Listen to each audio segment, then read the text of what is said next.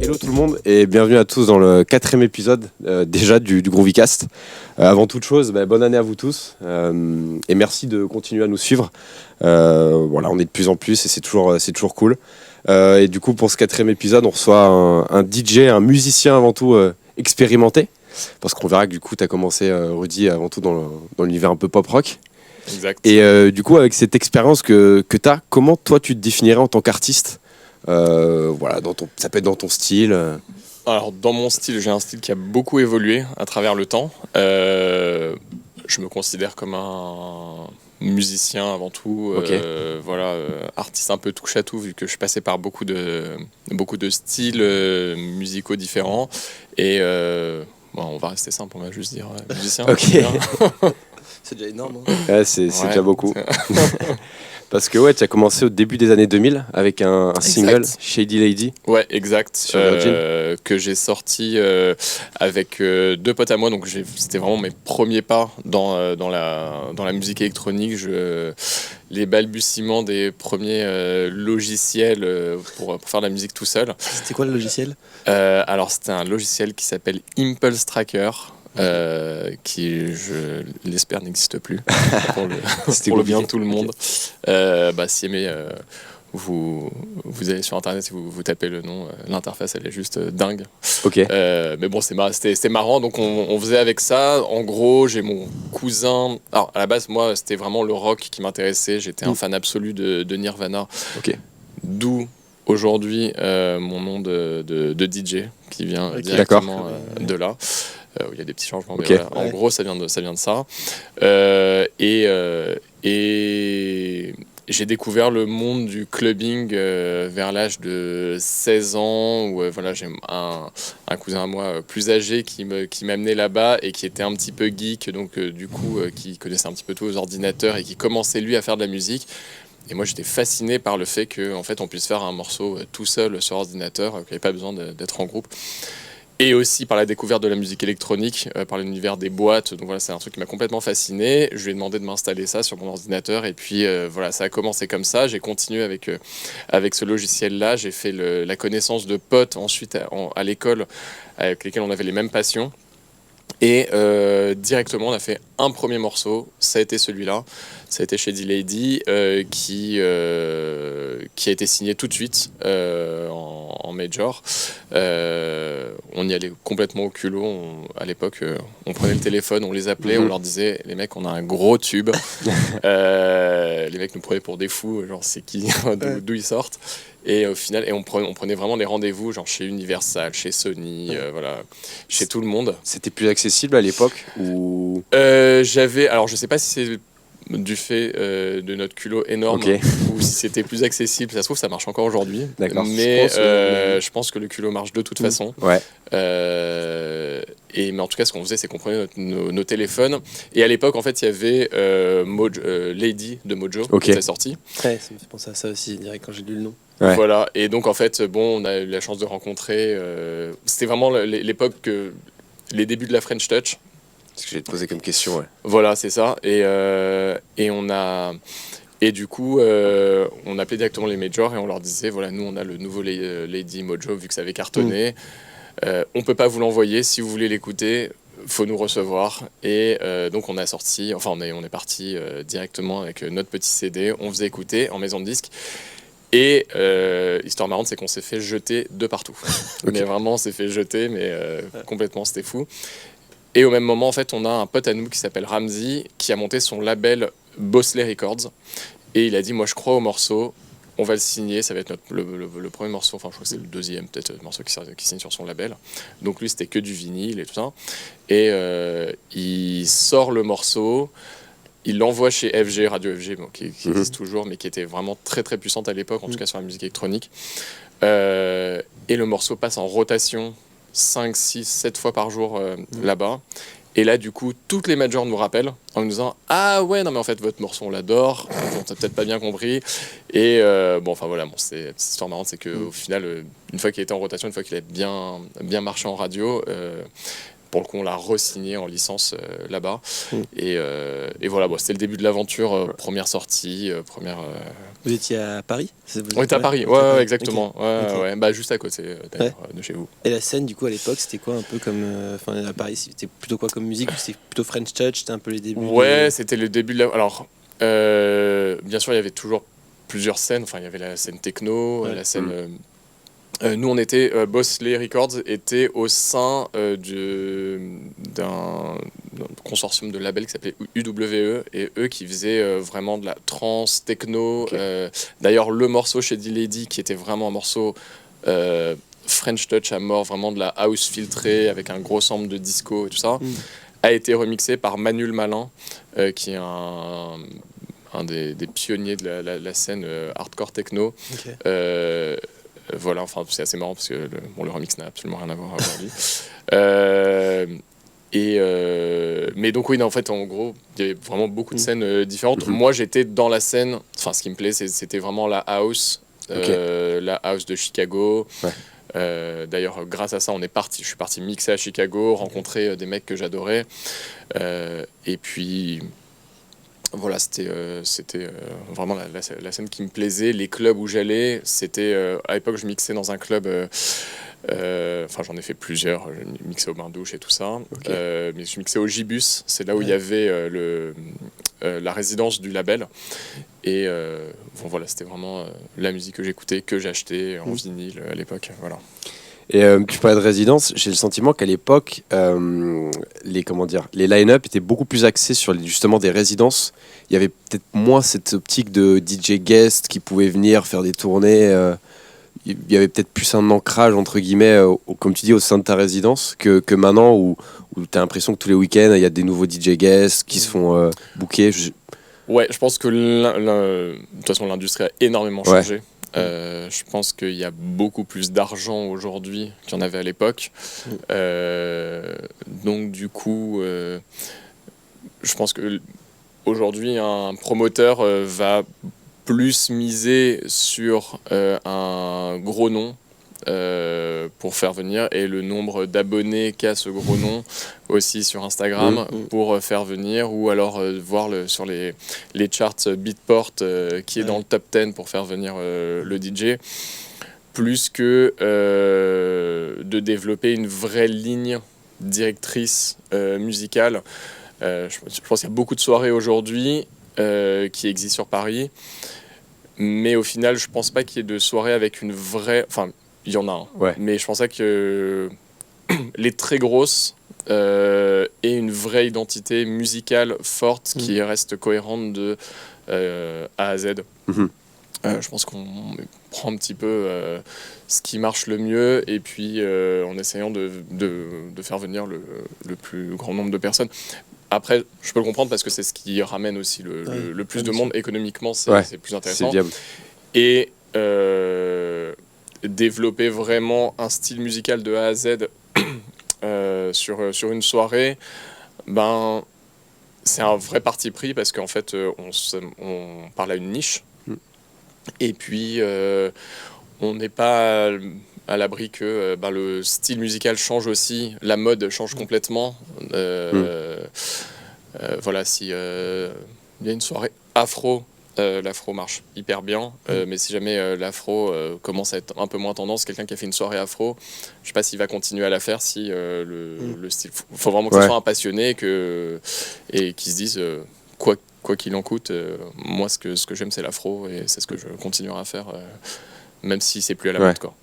Bien sûr, bien sûr. Et c'est vrai que j'ai l'impression qu'il y a énormément d'événements qui se créent sur Paris. Enfin, j'ai l'impression que chaque semaine, il y a 15 nouveaux événements dans tous les clubs, que ce soit branché ou non. Et c'est vrai que c'est au-delà de ça, comme dans tout ce que tu dis, ce qui est compliqué aussi, je pense, c'est de se démarquer du coup.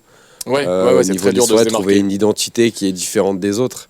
Et, et c'est ça que... On se démarque par le style musical. Alors, je pense par l'imagerie aussi qu'on veut véhiculer, mais surtout par ce qu'on propose musicalement, parce qu'on parle que de musique là, au final. Peut-être qu'on y reviendra plus tard, mais en tout cas, je suis en train de développer un concept de soirée avec 3 amis. voilà, dont un avec qui je fais de la musique aujourd'hui qui s'appelle Home Vision. Vision. Et pour le coup, c'est ce qu'on veut vraiment faire, c'est développer. Alors nous, on est dans un style un peu plus techno, indie, dance, voilà, avec des artistes d'univers Inner Vision, des choses comme ça, de labels comme ça.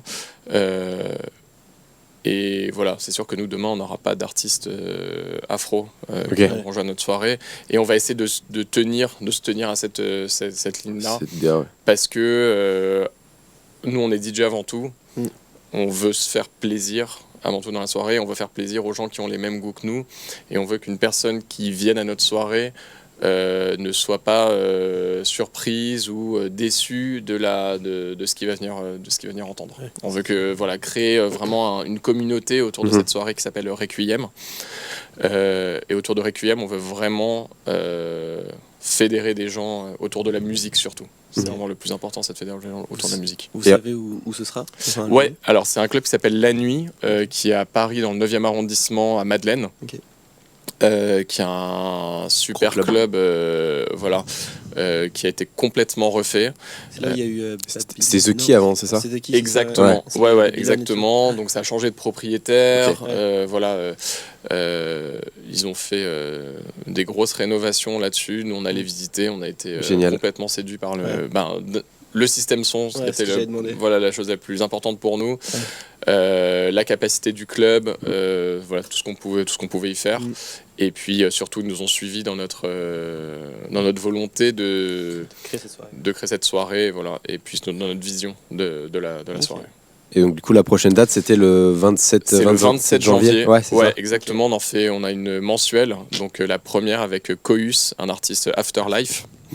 Voilà, et la deuxième, ça sera en février, le 24, si je ne me trompe pas. Donc on fait que les samedis, on fait un samedi par mois. Ça sera avec Raphaël Serrato. Okay. Et la troisième avec Cats and Dogs. Ok. Voilà, donc on fait...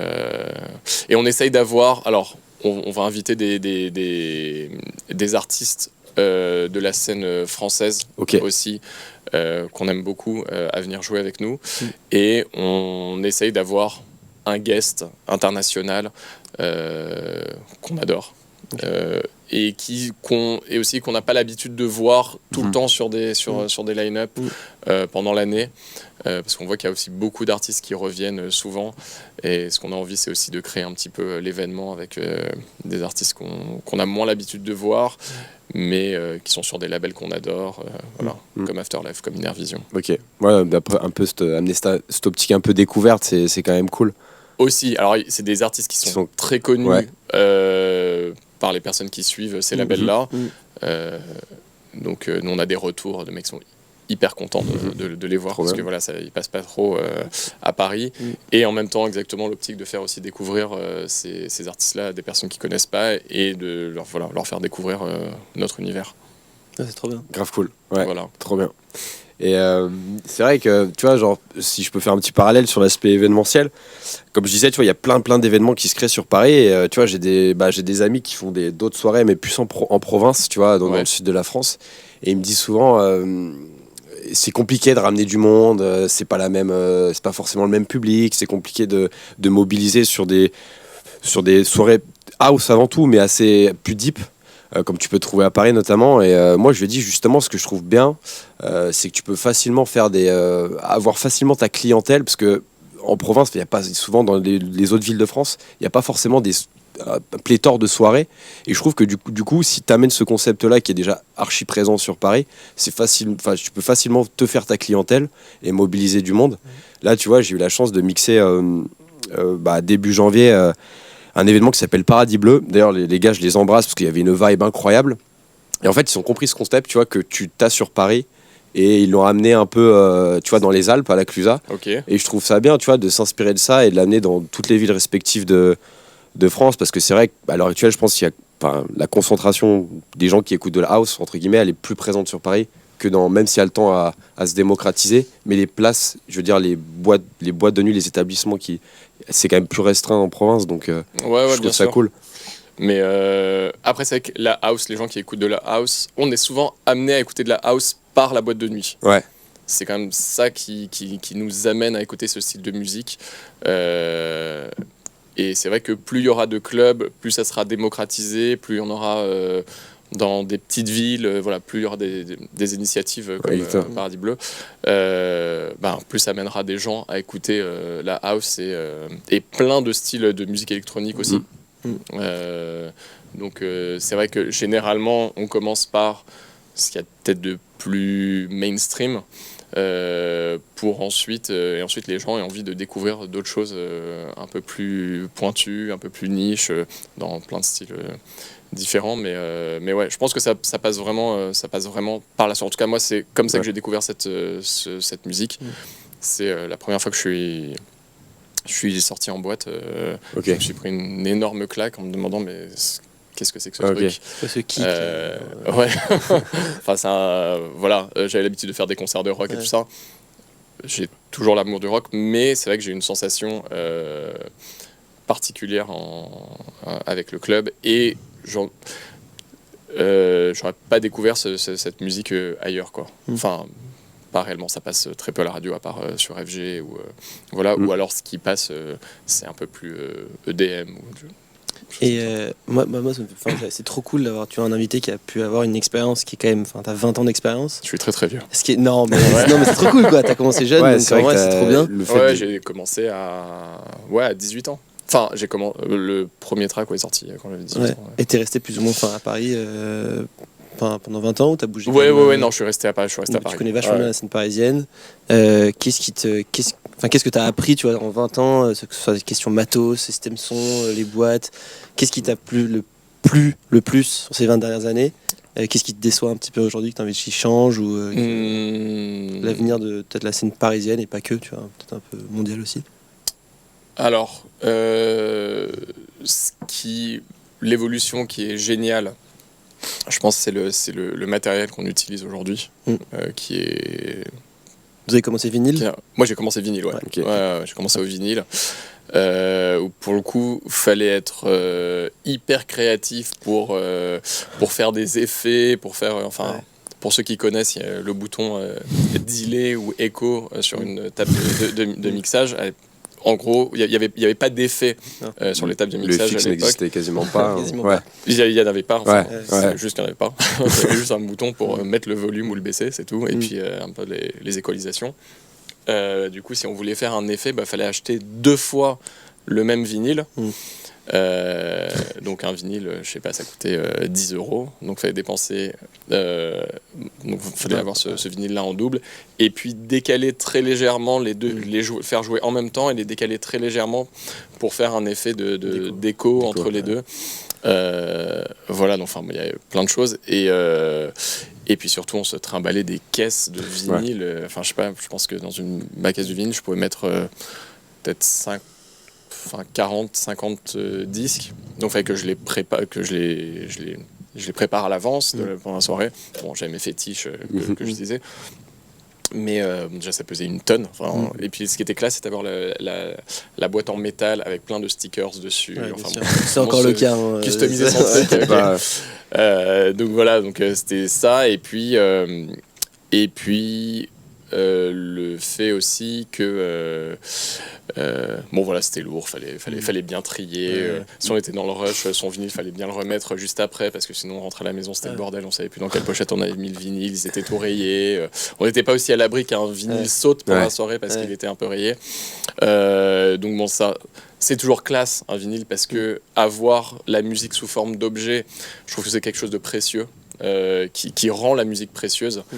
Le fait de l'acheter à un certain prix, plus cher que ce qu'on achète aujourd'hui, mais de l'avoir en physique. Enfin, je veux dire, ça faisait bosser aussi des graphistes, parce que il y avait les mecs se prenaient vraiment la tête sur les pochettes, sur les macarons, sur ce qu'on écrivait. Enfin bon, il y avait tout ça. Et ce qu'on... Mais bon, voilà. En tout cas, tout ça pour dire que aujourd'hui, le matériel qu'on utilise est beaucoup plus performant. On peut avoir 10 000 morceaux sur sa clé. ça a des inconvénients ou pas. Justement, je voulais en venir, je suis désolé, je te coupe. Non, vas-y, je t'en prie. En fait, je trouve justement que tu parles d'innovation technologique. Alors, c'est sûr, c'est super parce que maintenant, tu as des multiples outils qui te permettent de faire des trucs à l'infini, entre guillemets. Mais je trouve qu'on est un peu rentré aussi dans l'assistanat de l'artiste. Et je trouve qu'à l'heure actuelle, tu vois, alors c'est super cool, il y a de plus en plus de DJ, etc. Mais j'ai la sensation que, tu vois, en une semaine, tu pourrais très bien mixer de la house en club. Alors c'est sûr que tu n'aurais pas un niveau de performance phénoménal, mais vu que voilà, la house c'est avant tout du beat matching avec la waveform qui t'aide sur les CDJ 3000, etc. Bien sûr. T'as un bouton quoi. Et c'est ça. Oui, bien sûr. Tu vois, il n'y a plus cette barrière à l'entrée que tu pouvais potentiellement avoir quand c'était sur vinyle. Alors l'aspect technique, il a changé. Je pense que la technique, elle se situe ailleurs aujourd'hui. Okay. J'ai eu la chance de mixer avec les mecs de Soulwax, Too Many DJs, qui sont des mecs de Belgique, où je me suis pris, donc ils mixaient sur clé USB pour le coup, mais je me suis pris une claque sur la manière dont les mecs réglaient leurs équalisations pour ne rien sentir de la transition, où tout se faisait mais vraiment en douceur. Je pense que voilà, il y a quelque chose à faire par rapport à ça. Par rapport aussi aux effets, par rapport au fait qu'on puisse faire des loops, où est-ce qu'on les fait, le fait aussi qu'on puisse avancer dans le morceau ou reculer dessus. Aujourd'hui, c'est comment est-ce qu'on voit la track. Donc, ça permet aussi peut-être aux DJ d'être plus créatifs aujourd'hui, si jamais on sait bien se servir de ces outils-là. Voilà, je pense qu'il faut voir le côté positif du truc. Mais évidemment, il n'y a plus l'aspect technique de caler à l'oreille. Moi, j'ai appris à caler à l'oreille et donc, il y avait pas, je ne connaissais pas le tempo du morceau. Et puis pendant qu'un morceau était en train de jouer, on les recalait en direct. Il fallait pas l'entendre, pousser un petit peu. Voilà. L'esprit calage aujourd'hui, il n'existe plus. Mais ce qui est un petit peu dommage, parce que c'est vrai que j'ai déjà mixé avec des DJ qui mixaient le premier temps sur la première snare de l'autre track et ils voyaient pas le problème. Ou alors qui font des boucles mais pas très bien faites et qui comprennent pas le problème en fait. Tu fais visuellement quoi. Si visuellement tu fais tout à l'œil. Oui, on le fait visuellement, mais on peut le faire à l'envers aussi. Il y a des choses. Je pense qu'il y a des personnes qui se lancent dans le métier de DJ ou juste en passion comme ça. Mais je pense qu'il y a quand même besoin, il y a besoin d'un apprentissage quand même. Exactement. Il y a besoin de savoir. La musique, c'est mathématique aussi. Voilà, il y a le nombre de temps, ce qu'on fait pas sur un drop, sur un break.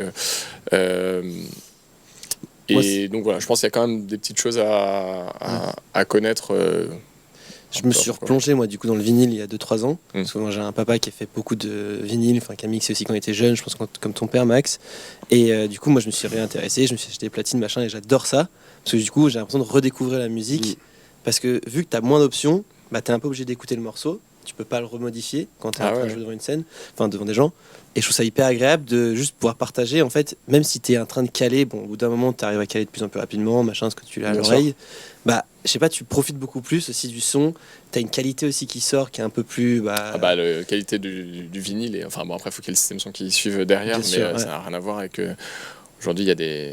Mais j'ai l'impression que ça revient quand même pas mal, il y a quand même pas mal de DJ aujourd'hui qui font un peu les deux, tu vois, qui cale toujours un peu un vinyle par là. Je pense qu'il y a un effet un peu waouh aussi quand tu mixes en boîte et que tu cales un vinyle, les gens ils kiffent. Mais voilà, ton avis là-dessus, c'est hyper intéressant effectivement. Oui, c'est sûr qu'il y a l'aspect un petit peu revival, un peu rétro, un peu digger aussi de son, tu vois. Oui, de diguer les sons. À l'époque, j'allais donc j'allais acheter mes vinyles tous les samedis. On se retrouvait avec mon cousin pour aller à Bastille, à Techno Import. Tu connais bien. Moi j'aime beaucoup Techno Import, mais c'est un pionnier quoi, de vinyle, bien sûr. Quoi, j'ai un bon pote là, qui vient de signer sur leur label Techno, qui est assez cool. D'accord. D'ailleurs il joue à la Gare Le Gore le 30 janvier. Voilà, allez le voir, modèle HZ. Petit shout-out comme ça qui fait plaisir. C'est pas vrai. Et puis c'était une autre manière de découvrir la musique aussi.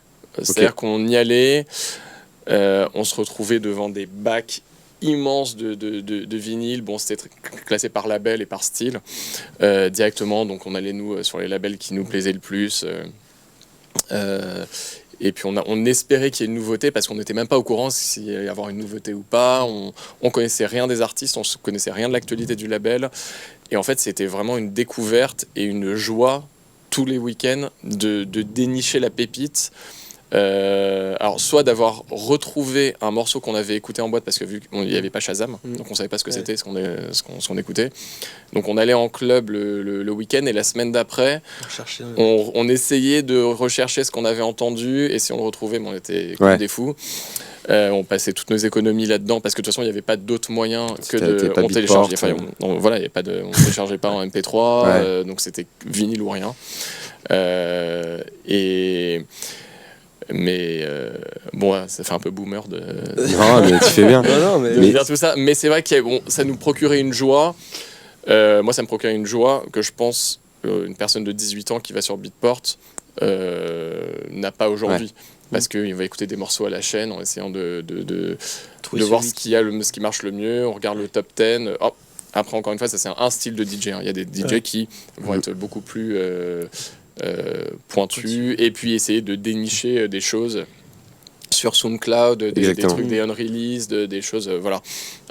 Donc pour le coup, voilà, il y a plusieurs styles aussi de DJ. T'as le DJ Top Beatport, c'est ça. Et t'as le DJ qui va se prendre un petit peu la tête, essayer de faire découvrir des pépites.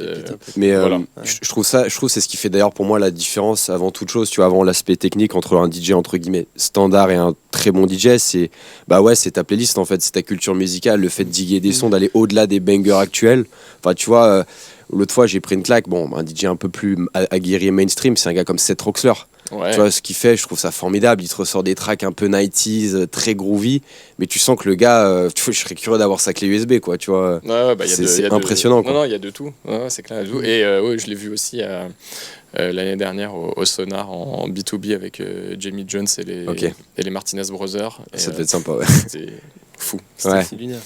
C'était moi c'est exactement la musique qui me parle aussi. Enfin, voilà, très très péchu, des mecs qui font des transitions hyper rapides. Exactement, c'est ça, totalement ça. Et mais c'est énergique du début à la fin. C'est sans répit. On n'a pas le temps de respirer. Non, c'est j'ai complètement oublié ta question. C'est ce que je disais. C'était encore une fois, tu vois, c'est cette différence entre les gars, comme tu dis, qui se font des top 20 Beatport. Oui, exactement. Et les mecs qui te font découvrir. Exactement. Après, c'est une question de prise de risque aussi. Voilà, faut avoir envie de prendre des risques, de faire écouter, de faire découvrir de la musique et de jouer aussi ce que t'aimes au plus profond de toi. Et ça, c'est la part artistique pour moi aussi du DJ, c'est d'écouter son côté artistique et de se dire ok, moi ce que j'aime vraiment, et c'est comme ça que de toute façon tous les artistes se démarquent à mon sens, c'est que pour le coup à l'époque, je fais une digression, mais je bossais avec Geza Felstein.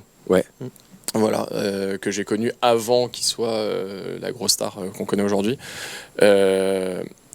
Mais ce mec-là a toujours fait ce style de musique-là. Ça marchait pas spécialement. C'était pas la mode, enfin ce qu'il faisait à l'époque.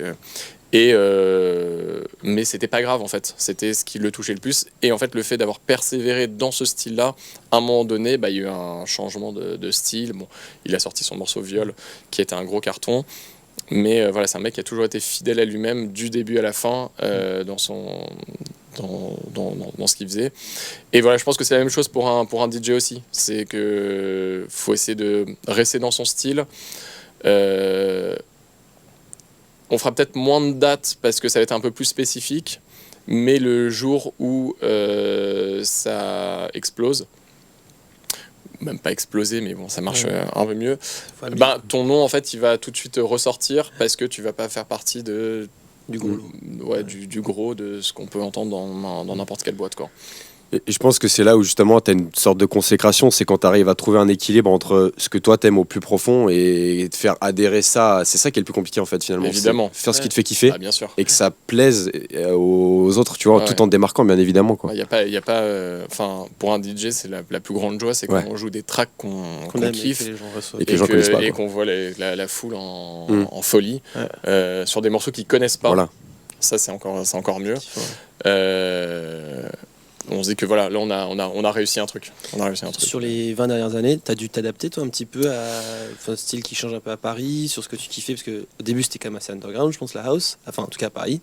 Ouais, oui. Bah, c'était underground, oui et non, parce que c'est quand même ce qu'on écoutait en club. Okay. Les bains-douches, le Queen, le Palace, enfin voilà, tous les... Il y avait plein de clubs, c'était quand même la musique qui était majoritairement jouée. Après, c'est vrai qu'il y avait des clubs hip-hop, enfin bon, il y en a toujours. Mais les gens écoutaient quand même de la... Ah, je peux pas te dire à quel pourcentage. J'ai l'impression que... Alors, on écoutait plus la radio aussi pour le coup, parce que voilà, il n'y avait pas Spotify, il n'y avait pas de YouTube et tout ça. Donc pour le coup, ceux qui aimaient la house, ils écoutaient énormément FG. Okay. Mais moi, j'ai du mal à me rendre compte parce que ça faisait vraiment partie de mon microcosme, mes potes, voilà, on traînait ensemble, on écoutait le même style de musique. Donc c'était quand même quelque chose qui était assez présent. Et après, moi, j'ai un petit peu évolué aussi parce que c'est vrai que mes premiers amours, c'est quand même le rock. Et du coup, après cette période-là où j'ai sorti du coup Shady Lady et d'autres morceaux aussi, j'avais fait un remix d'un morceau de Serge Gainsbourg qui s'appelait Harley Davidson of a Bitch. Et je me suis fait aider par un mec qui avait fait un remix pour Shady Lady. D'ailleurs, bon, bref, on s'est rencontrés, tous les mecs se connaissaient un petit peu. Et au final, on n'a jamais fini ce morceau, on n'a jamais fini ce remix. Il m'a dit tu joues de la guitare, moi aussi, et puis finalement on a commencé à reprendre nos guitares et à rejouer comme ça, et on a remonté un groupe. Ok. Pour le goût, un premier petit groupe de rock. Et ensuite, vu que je connaissais Geza, on s'est dit qu'on allait... bon, lui, il était très fan de New Order, Depeche Mode, Joy Division et tout ça. On avait un petit peu les mêmes goûts là-dessus, The Cure. Et pour moi, lui, c'était vraiment un tueur en production. Et je me suis dit, ça serait cool de monter un projet où voilà, on est... Toute la partie rythmique, électronique, c'est toi qui t'en occupes. Et puis voilà, on trouve un chanteur, moi je me suis mis à la basse et puis mon autre pote s'est mis à la guitare. Et donc on a monté Flying Turns voilà, c'était un side project pour Geza. Moi je m'y suis mis à fond parce que vraiment le projet me plaisait à mort. On a fait ça avec un autre pote à nous qui s'appelle Yann Wagner, qui est une voix exceptionnelle, qui continue à faire beaucoup de choses. Il a notamment collaboré avec Étienne Dao sur des morceaux. Il a sorti pas mal de choses. Il a un groupe aussi en ce moment. Et donc voilà, donc j'avais un peu délaissé la partie musique électronique parce que j'avais aussi ce plaisir de jouer en groupe, de partager. C'est le seul truc avec la musique électronique qu'on en fait seul, c'est qu'on a une énorme liberté. Tu prends ton ordinateur dans ton lit et puis tu fais de la musique et voilà, tu peux passer et tu peux finir un track ultra bien produit en une journée, mais t'es tout seul. Voilà, alors que voilà, avec un groupe, t'es avec d'autres artistes qui sont complémentaires parce qu'ils jouent des choses des instruments que tu joues pas, et puis voilà, il y a un peu la magie qui se crée à plusieurs, chacun amène en live son petit grain. Donc voilà, ça m'a plu et c'est pour ça qu'on s'est lancé à fond dans cette aventure. On a fait quelques clips, on a fait des premières parties, mais au moment où ça décollait un peu plus, justement, ça a été le moment où Geza a explosé. Ouais. Donc on a arrêté et ensuite chacun est reparti un petit peu à ses activités et puis ses projets perso.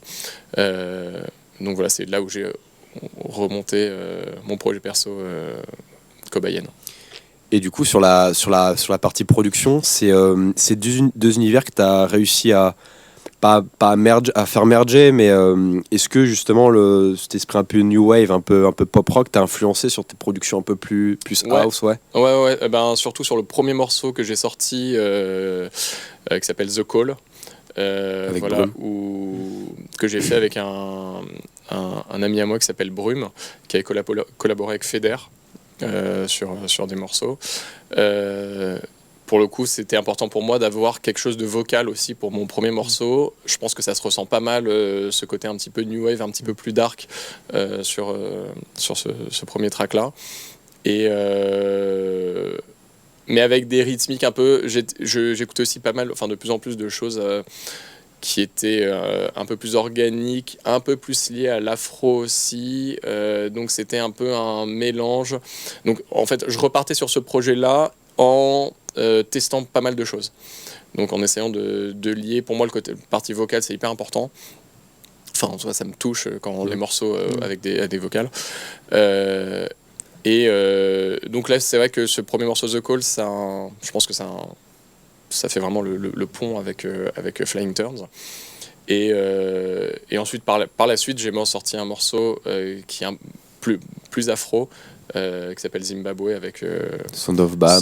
Sound of Bam et Sandos, voilà, que j'ai rencontré via Instagram. Ok. Voilà. Bah écoute, on va y venir. Juste avant ça, on passe à notre petit jeu qu'on a appelé Hot Q, c'est le jeu du milieu de l'émission. Ok. En gros, on te lance des petites questions à la fois ouvertes ou non. Ok. Et voilà, c'est à toi de nous répondre un peu du tac au tac en donnant une petite justification. La première, c'est quel est le registre musical, du coup, au cours de toute ta carrière, donc ces 20 dernières années, en l'occurrence, qui t'a particulièrement marqué et plus axé, du coup, en lien avec la musique électro? Qui m'a le plus marqué... moi, j'ai quand même un amour spécifique pour la house. Après, c'est voilà, la house de base que j'ai... Okay. Qui m'a fait découvrir la musique électronique. C'est vraiment la house de club, un petit peu avec ce côté un peu samplé aussi, un petit peu chaud, tout ça. Enfin, c'est des choses que j'écoute toujours, que je joue aussi beaucoup. Et puis voilà, il y a des mecs aujourd'hui comme Butch, que c'est des mecs que j'adore.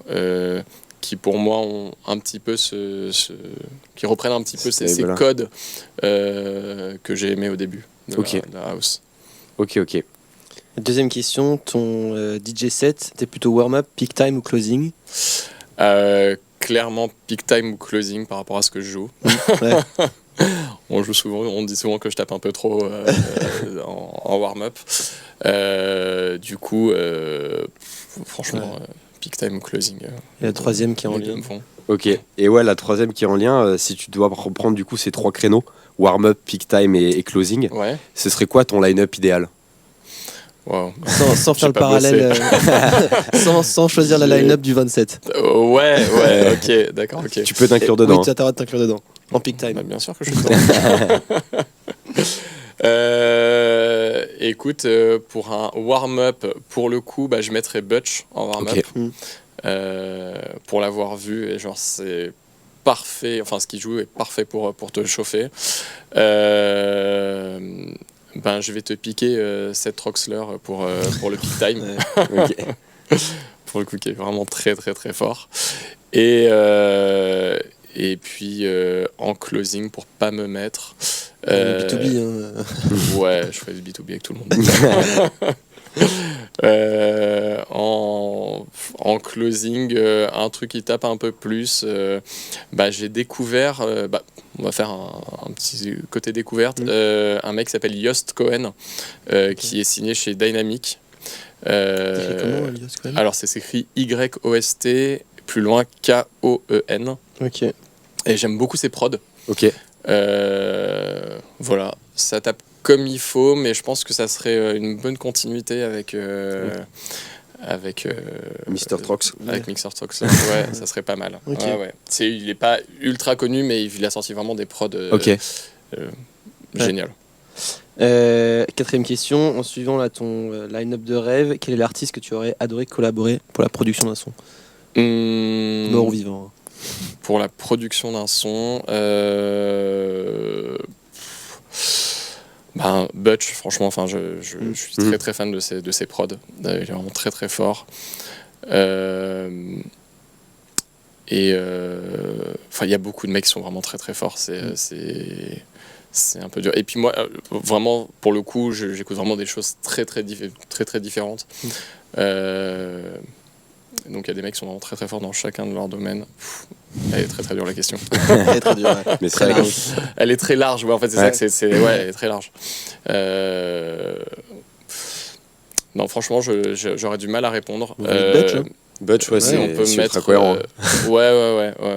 D'ailleurs, si t'as un son de Butch qui te Il y a un son que je joue tout le temps, qui est assez connu pour le coup, mais que j'adore. Enfin, j'adore la manière dont il est construit. Je trouve que le drop est énorme.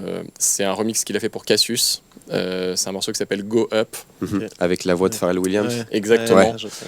Et ce morceau-là, il retourne le dance floor à chaque fois. Enfin, c'est un. Ouais, il est incroyable. Ah ouais, clairement.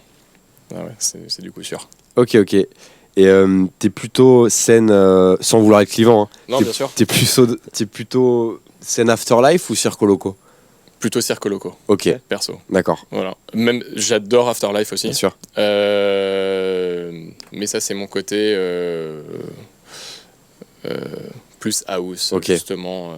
Un peu plus tech house. Ouais, c'est un peu. Ok, Mais j'ai fait des soirées Afterlife où je me suis pris des claques monumentales, notamment quand j'ai vu, pas pour faire la pub, mais vraiment, enfin, pour le coup, j'ai vu que Cohus Ouais. en live, et c'était lunaire, ok. énorme. Ouais, c'est pour ça qu'on a décidé de Ouais, génial, le faire ok. venir. Trop bien. Et dernière question, la scène qui te fait plus rêver pour un DJ set? Écoute, j'ai récemment joué à Berlin ça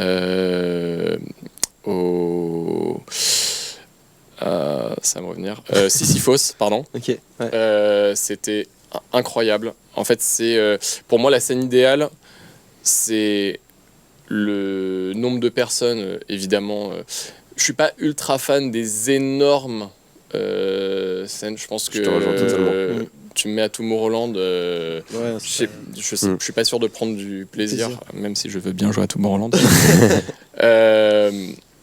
Mais là, pour le coup, je me suis retrouvé au Sisyphos avec, je sais pas, il devait y avoir 800 personnes à peu près, mais tu sentais qu'ils étaient tous là pour la musique et qu'ils étaient ultra réactifs au set.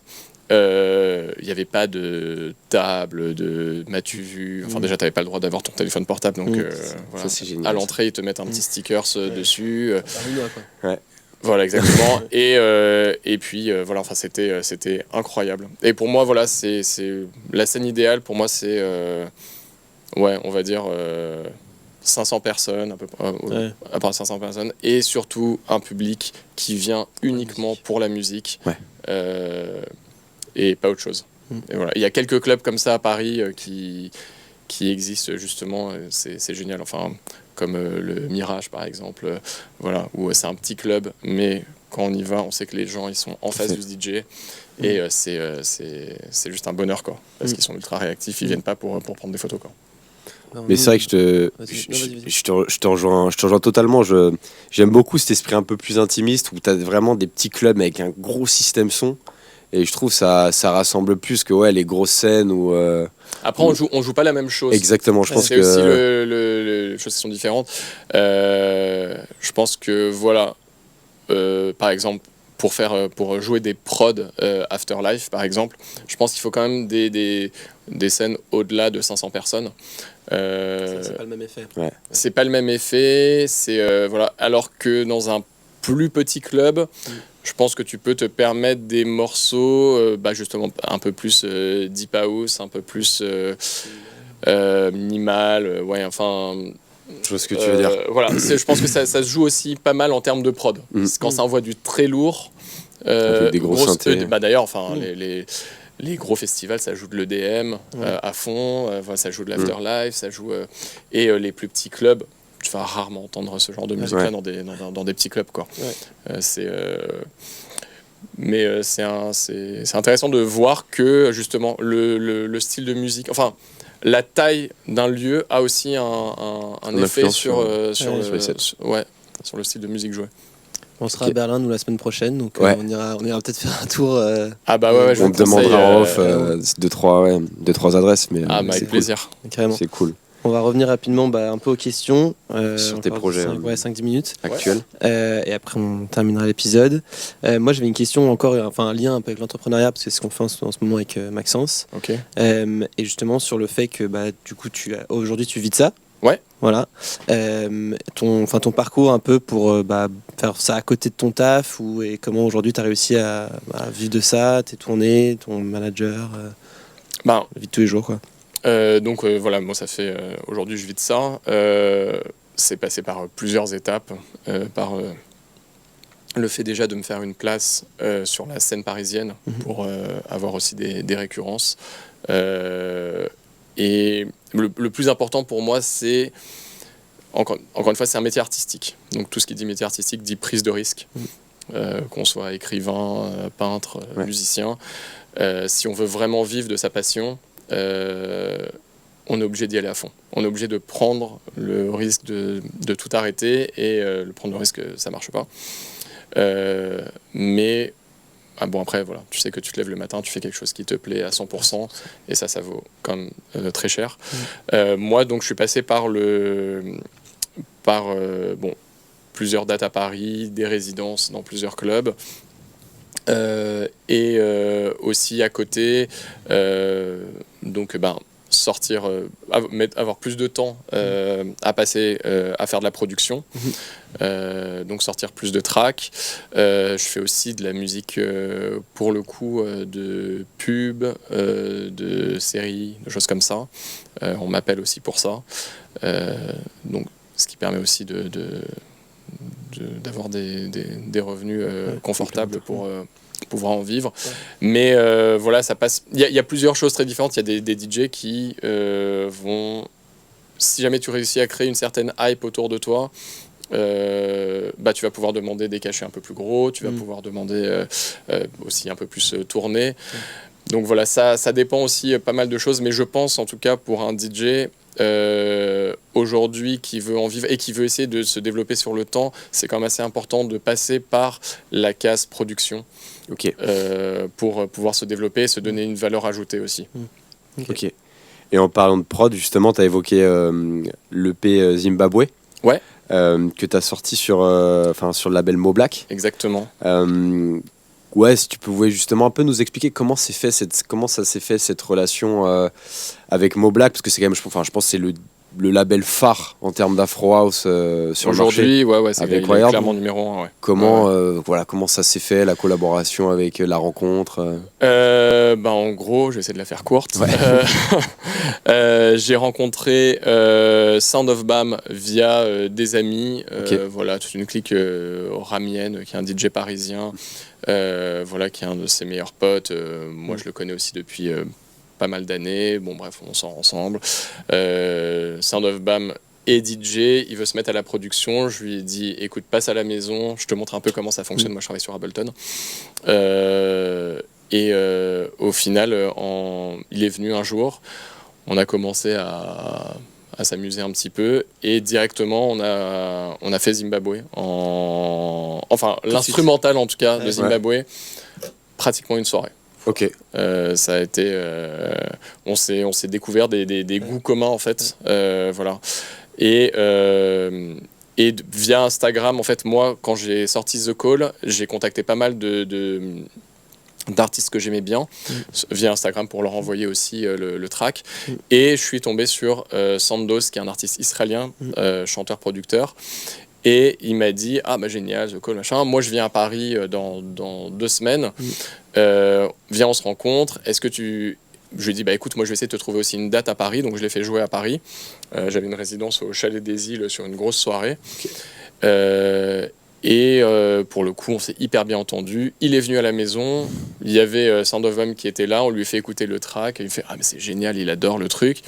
Il me dit est-ce que je peux essayer quelque chose donc, et il avait ce gimmick de Zimbabwe qu'il avait depuis hyper longtemps. Et il m'a dit, c'est marrant parce qu'il disait, ma mère adore ce truc-là, c'est gimmick. Il m'a dit, il faut absolument que je sorte. Donc, il voulait me poser sur quelque chose. Et en fait, il a posé sa voix dessus, ça a fonctionné du coup hyper bien. Lui, il était en contact avec Mo Black parce qu'il avait du coup sorti plus de choses que moi. Il envoie direct et Mo Black répond tout de suite, instantanément en me disant le track est génial. C'est parti, on signe. On a contacté Kintar qui nous a fait un remix aussi qui est génial, enfin qui est un peu plus club que notre version vraiment qui est top. Et voilà, Kintar était chaud pour nous faire un remix. Le label était bouillant dessus. Mo Black a carrément fait aussi son propre remix du morceau. Et puis on voulait que ça sorte assez rapidement. On était en juin, je crois, quelque chose comme ça, ou juillet. Et il a dit il faut que ça sorte là cet été. Et il a envoyé à tout le monde. Et c'était marrant. Enfin, c'est marrant. Moi, j'étais pour le coup, je m'occupais pas trop de ce qui se passait. Je me suis dit bon, le morceau. Ça y est, moi j'ai fait mon taf. Maintenant le morceau il vit. Je veux dire, à un moment donné, t'as plus d'emprise sur ton morceau. Et c'est le public qui reçoit. Et là, je commence à recevoir pendant tout l'été des vidéos de Mo Black, de Kind Music, de Capriati, enfin des énormes DJ qui jouent genre tout l'été le track. Et on était comme des fous quoi. Et en fait donc voilà, le morceau a vraiment hyper bien pris. Je te mens pas que je l'ai bien savonné aussi moi. Bon, voilà. Je me rappelle l'été 2022, j'étais à fond dessus Voilà. Donc pour le coup voilà, ça s'est fait comme ça. Hyper naturellement. Ouais, vraiment c'est des rencontres encore une fois mais c'est un petit peu ce qui s'était passé aussi avec j'en viens aussi la notion de groupe aussi. Je pense qu'aussi voilà, quand on allie aussi plusieurs talents, parfois il se passe aussi des choses un peu magiques qu'on n'aurait pas fait seul, qu'on n'aurait pas trouvé seul. Et c'est aussi ce que j'aime. Ouais, exactement. C'est pour ça que j'aime énormément collaborer avec d'autres artistes.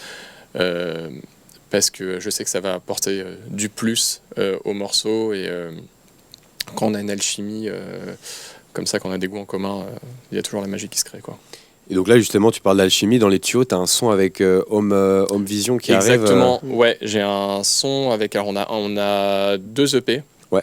On a pas mal de choses. Du coup, on s'est rencontrés cet été. Ouais. C'est fait comme ça parce que j'ai fait jouer un des artistes qui s'appelle Soma au Chalet des Îles, toujours sur la même soirée dont je m'occupais. Et on était pendant une semaine tous les deux à Paris. Il se passait rien en août. Moi je revenais d'une tournée en Israël. Ouais.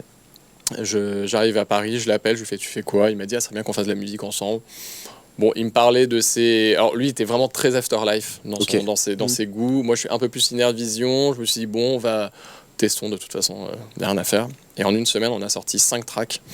On a enchaîné, on s'est vu tous les jours. Et au final, voilà, on en a gardé 3. Donc il y a un EP qui s'appelle Digital Stream et un autre qui s'appelle Balkan Dance.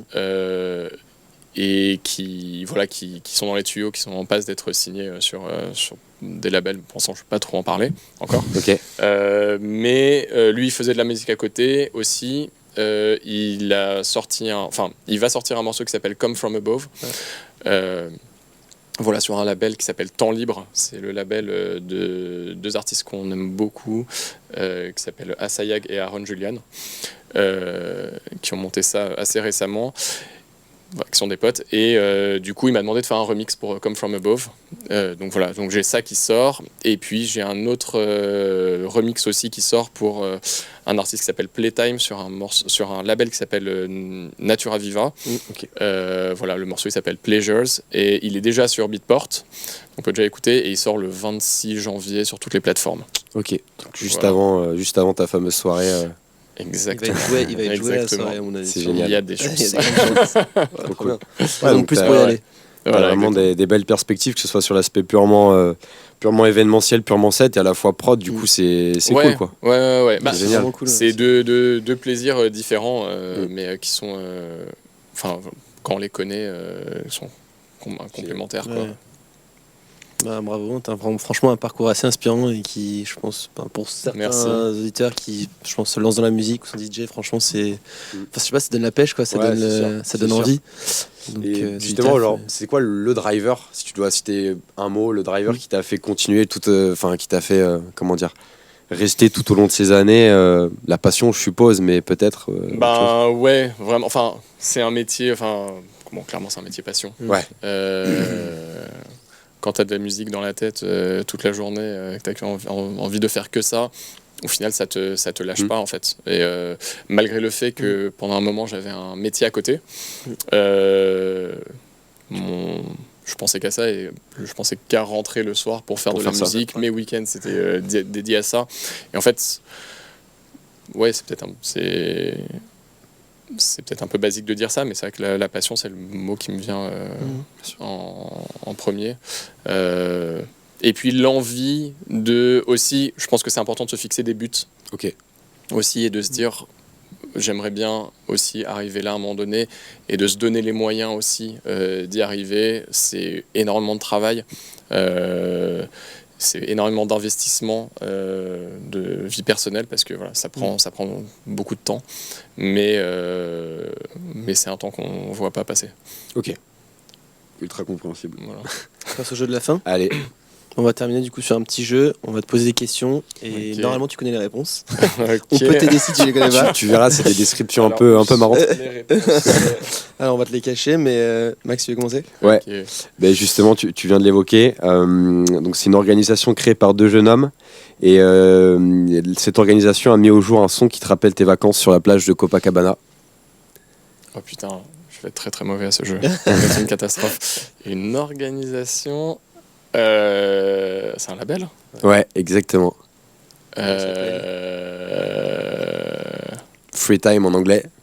Ah bah attends, Ouais. oui. Ok, oh là là, j'y étais pas du tout. Ce jeu va être très compliqué. C'est pas grave, il n'y en a que Clairement. 5. Ok. J'ai pris part à l'aventure Mellow Island. Je suis également à l'origine du track portant un nom du pays africain. Zimbabwe. Pour C'est le nom de coup, l'artiste. Cobayen. Et Sound of Sound of Bam. Bam. Et Bien c'est évidemment. Voilà, on en a parlé. Toi, Max? J'accueille début février, là on n'en a pas parlé en plus, j'accueille début février une légende espagnole de la nuit disco dans l'établissement nocturne le plus japonais de Paris.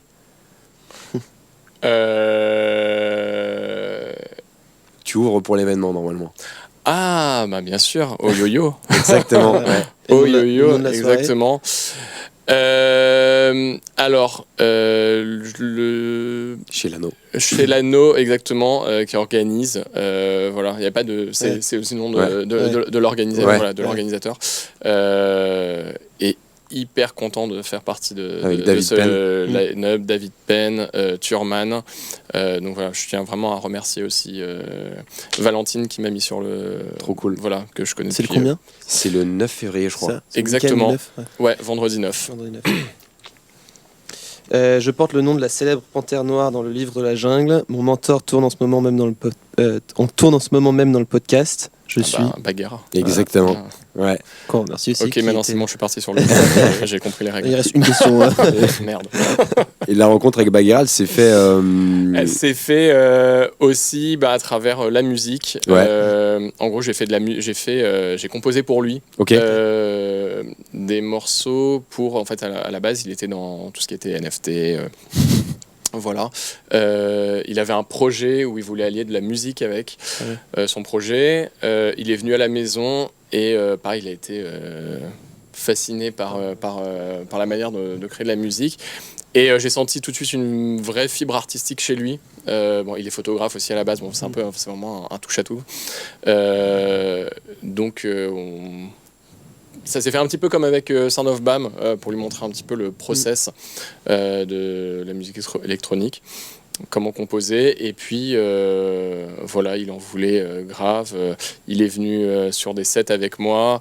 Et moi, je lui ai dit, vas-y, prends ta clé, joue. viens jouer avec moi. Enfin, voilà, j'ai un vrai plaisir de partage. Ok. Aussi bien, faire découvrir, amener des gens à la musique, surtout quand je sens qu'ils ont une vraie fibre et qu'ils font ça qui font pas ça uniquement parce que c'est tendance en ce moment. Mm. Voilà, c'est des choses qui me touchent aussi chez certaines personnes. Génial. Du coup, la dernière, bon là je donnais un indice parce qu'il est un peu technique, la description est assez Ouais, vu technique. que je suis pas très bon au jeu là. C'est Je veux c'est, bien un donc indice. c'est un de tes morceaux. Ok. Donc, son nom, donc le premier mot, c'est le premier mot du célèbre jeu, se terminant par Duty. Et la voix de la personne qui accompagne ton track, c'est le synonyme du mot brouillard. Bah, je crois que c'est Brume et Exactement. avec The Call. Bien joué. Exactement. Voilà. Bien vu. Yes. Nickel. Putain. Transpire. C'est long. Bah écoute, il nous reste plus qu'à te remercier. Et qu'est-ce Bah, qu'on peut te merci à souhaiter vous. pour l'année finalement? Bah écoutez, que Du plaisir. tout continue Ouais. tel que 2024 a commencé, Ouais. c'est-à-dire hyper bien. Ok. Magnifique. Donc voilà, C'est ce qu'on te souhaite. touche du Touche bois. du pouls, touche du bois. Et pour se quitter, je pense qu'on va te demander aussi une track que tu aimes, que tu joues en ce moment ou pas nécessairement. Ça peut être une des tiennes si tu veux. Bah ouais, écoute, je joue énormément le remix qui va bientôt sortir avec Home Vision. Ok. C'est un track qui est... Le track original est hyper original, hyper particulier. J'adore et moi je tombe amoureux quand il me l'a fait écouter. Et donc pour le coup je joue beaucoup mon remix parce que voilà, j'ai apporté mes sensibilités aussi. Ouais. Et voilà, donc restez à l'affût. Je pense qu'il va y avoir une sortie courant février, donc très bientôt. Ok. Ouais, Cool. je pense que ça va être sûrement la prochaine sortie de Temps Libre. Donc regardez ce qu'ils font aussi, les autres sorties qu'ils ont faites qui sont aussi géniales. Ok. Bon bah écoute, merci à toi, merci à vous tous et n'hésitez pas à vous abonner. On mettra ton compte Insta en description. Avec plaisir. Et à très vite.